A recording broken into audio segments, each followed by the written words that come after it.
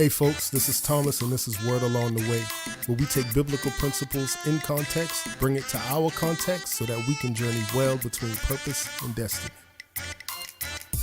So, 15. And he returned to the man of God, he and all his aides, and came and stood before him, and he said, Indeed, now I know that there is no God in all the earth except in Israel.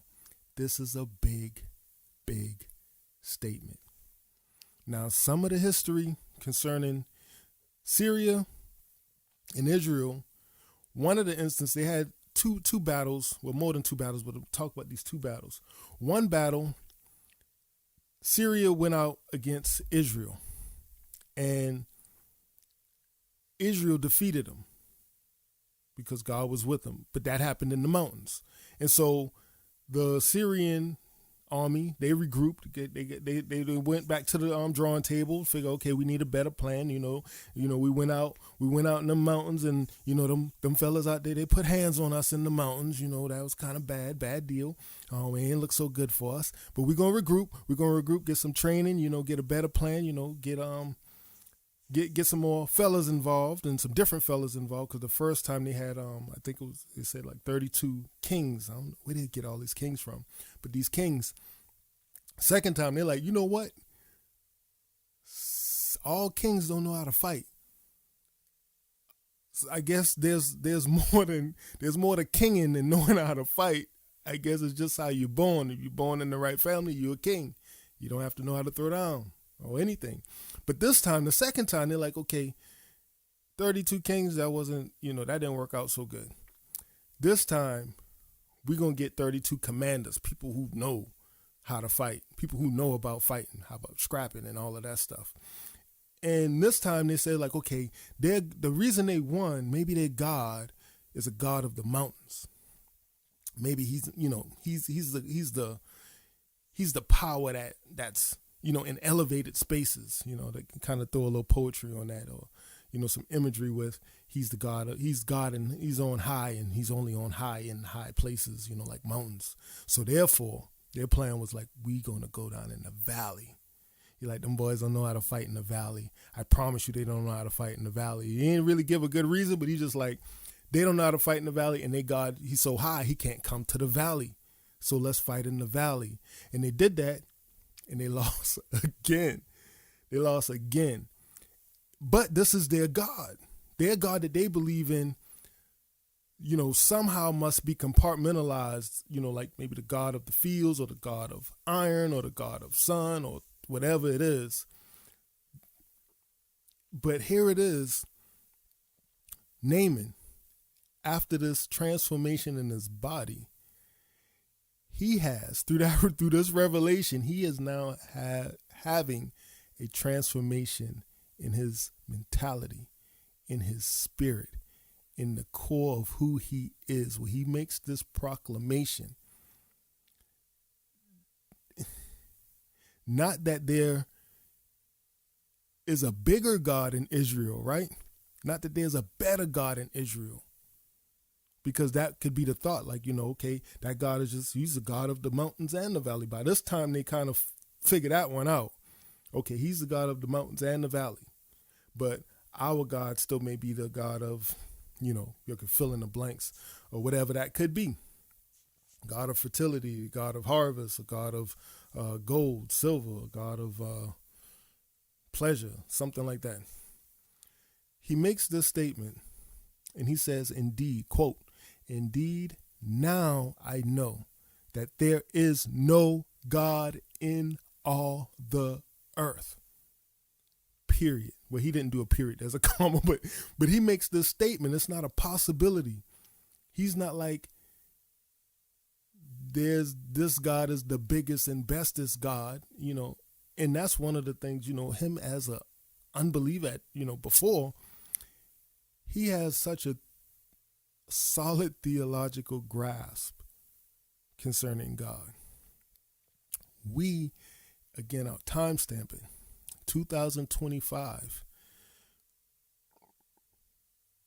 are prone to think in our Christian context at times that God is like a superhero, or like some like inflated or magnified created being in a way, and a lot of our side talk, things we just say and pass without thinking about it. It leads into that, it leans into that, when we say things like the man upstairs, like, okay, so the only difference is I'm a man. The only difference is the man upstairs is upstairs. Or we talk about, how big God is. That leads into some stuff. Okay, so my God is bigger than your God, that type of thing. But we still miss the whole thing of God, or God is powerful. He's more powerful than, a locomotive. Is it faster than a locomotive, or flies faster than a speeding bullet, stronger than a locomotive? I forgot how that one goes. But it's like, okay, God is just better than Superman or Batman, or, I won't name anybody else. There's a couple superheroes that I don't even know why they're superheroes. But anyway, Naaman gets this thing right. He understands that when in the realm of God, there's only one. As in, God has no close contenders. Even though the scriptures at times talk about other gods as far as false gods, God himself points out, he's like, I believe that's, I want to say Isaiah 40. I'm going to have to look that up. But around Isaiah 40, I'm going to have to look that up. When God is like, who created all of this stuff? Look around. There are no God besides me. God points that out. Like there is, for the reality of God, he's like, there's only one. Because in the reality of God, that means a lot of things, which I'm going to share. Which that reminds me, I'm supposed to share that here coming up. I got to get around to that. There's a discussion concerning a study method that we worked on, developed, and practice, and I believe it's in there where we talk about that a bit. But concerning God, God is all knowing, meaning that there is nothing that God does not know. That alone separates God from anything else, because everything has limited knowledge. Everything has borrowed knowledge. It learns something from some other thing. God is the only self-sufficient, independent being. He doesn't depend on anything to add to him concerning knowledge. He doesn't depend on anything to impart power to him. In the sense that when Moses was asking, when he was going on his the beginning of his journey with the Israelites, he's like, who should I say sent me? And God responds like, tell him I am that I am sent you. And I mean, that might sound like, okay, that's circular. What in the world, God? What does that mean? But God pretty much said, I am who I am. Like there's no I am because of, none of that. God is not contingent. God is independent from everything. Everything. He owes no, what's the word? What's those things that come at the end of the movies? Okay. He owes no credits to him concerning himself to others. You know how people get up when they get their awards and they do all of that. I don't know if it's like that, but they get up and they do all of their little superficial stuff about, I thank God, and all of that, blah, blah, blah. But then they go down the list of saying, if it wasn't for these certain people, if it wasn't for my mom, if it wasn't for my auntie, wasn't for grandma, wasn't for uncle, wasn't for my pops, wasn't for my, and go down that list of like, if it wasn't for these people, I would not be here. That's creature talking. That ain't in the vocabulary of God. God does not stand on the stage and say, I'm God, I got all this glory because of and point to something else outside himself. That made me think of something. Give me a minute.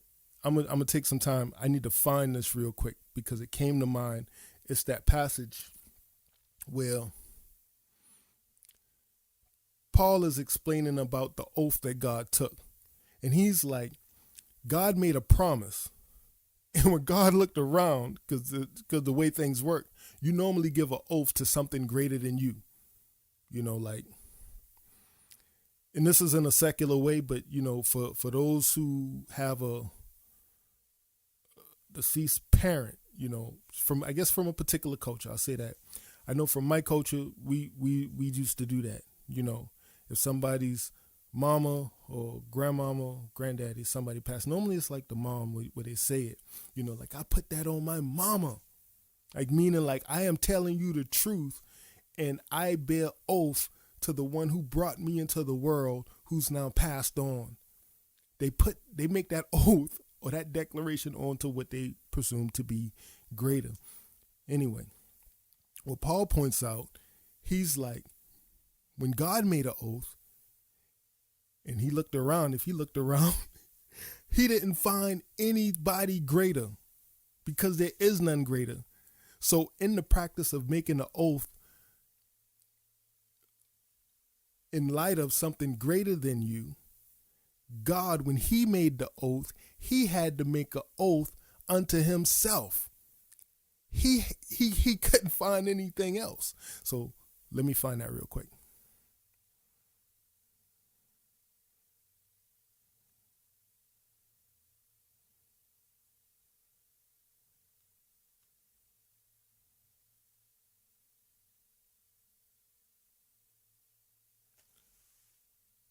So I believe I said Paul, but it's in Hebrews chapter 6, verse 13. We got it. Here it reads, for when God made his promise to Abraham, he swore an oath by himself, since he had no greater to swear by. So there is nothing beyond God, meaning there's nothing that is greater than God or that God is contingent to or dependent on concerning his knowledge, concerning his power. And God is God concerning time. I guess that goes right into the contingent part, because if you're contingent upon something, if you're dependent upon something, then that means the something, whatever that was, had to be before you were. Scripture points out in the beginning of our Bible, and I'm saying the Christian Bible or the Hebrew Bible, both of them begin with the same book. Genesis chapter 1, verse 1. In the beginning was God. Or in the beginning, God created the heavens and the earth.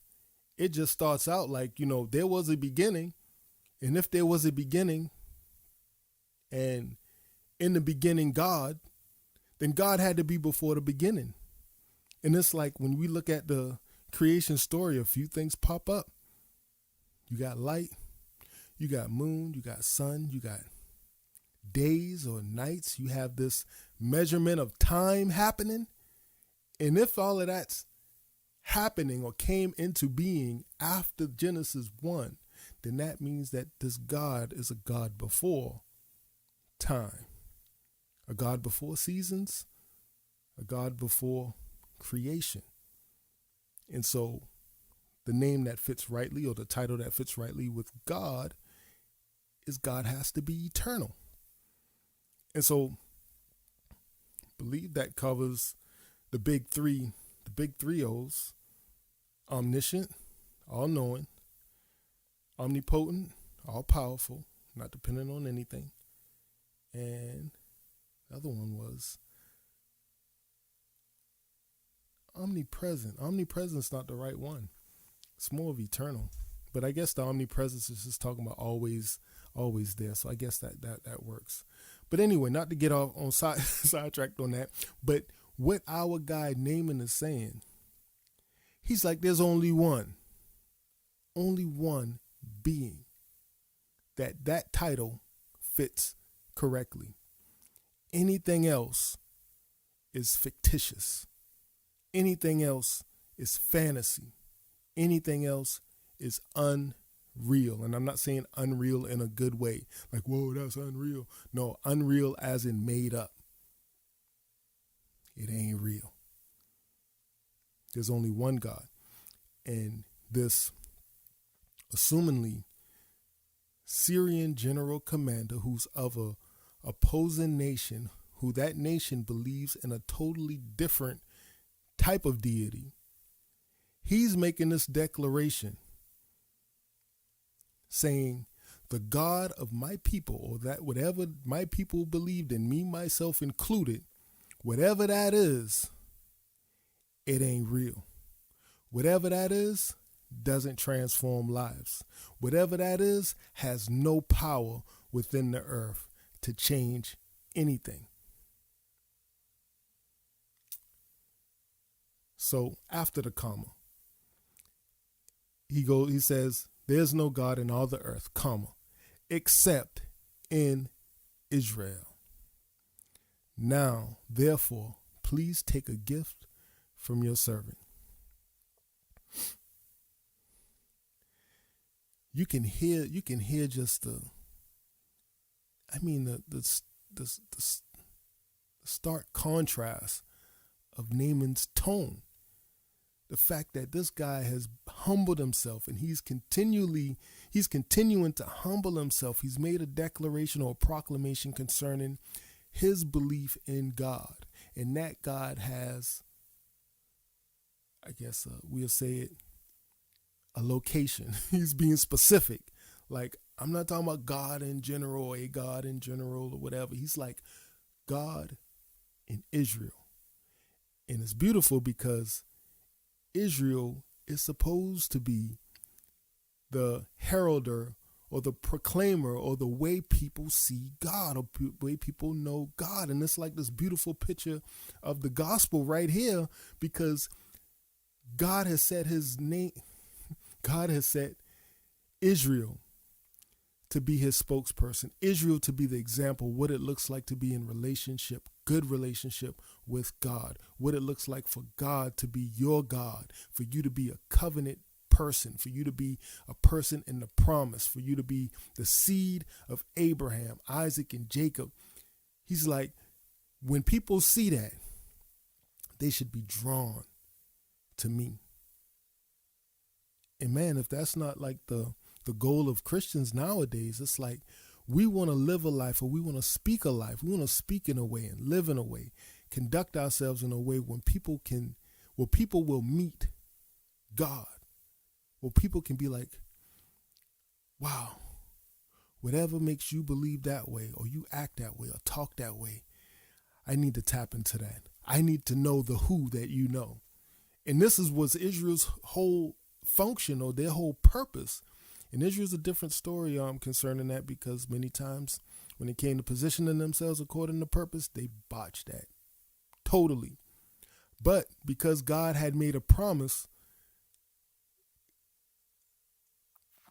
like Hebrews 6 said, he used himself as the oath of that promise. He's going to fulfill the promise for his own name's sake. But anyway, what the point I was getting at was the fact that Naaman's being very specific. He's saying this being is the true God. And this is from a Gentile. And this is where we find ourselves, on a journey between purpose and destiny. I'm Thomas, and this is Word Along the Way. See you next time.